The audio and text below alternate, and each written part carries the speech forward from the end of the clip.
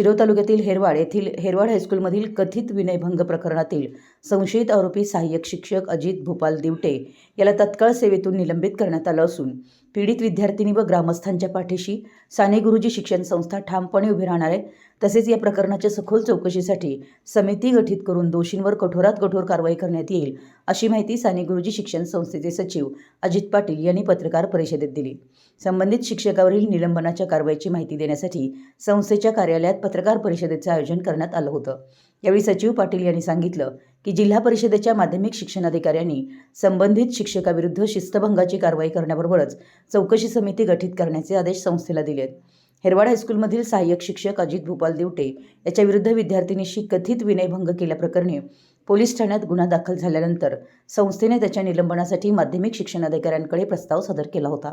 या प्रस्तावास मंजुरी मिळाल्यानंतर संबंधित शिक्षकाला तत्काळ सेवेतून निलंबित करण्यात आल्याचं त्यांनी स्पष्ट केलं। शाळेत घडलेला हा प्रकार अत्यंत निंदनीय असून संस्था त्याचा तीव्र निषेध करते। पीडित विद्यार्थिनीला न्याय मिळवून देण्यासाठी संस्था तिच्या व गावकऱ्यांच्या पाठीशी खंबीरपणे उभी राहील। भविष्यात अशा घटना घडू नयेत यासाठी शाळेत 16 CCTV कॅमेरे कार्यान्वित करण्यात आले असून विद्यार्थ्यांच्या सुरक्षिततेला सर्वोच्च प्राधान्य दिलं जाईल असंही सचिव अजित पाटील यांनी सांगितलं। पत्रकार परिषदेला संस्थेचे संचालक राजेंद्र आलासे, राजेंद्र मालगावे आणि शिवप्रभू आवटी उपस्थित होते।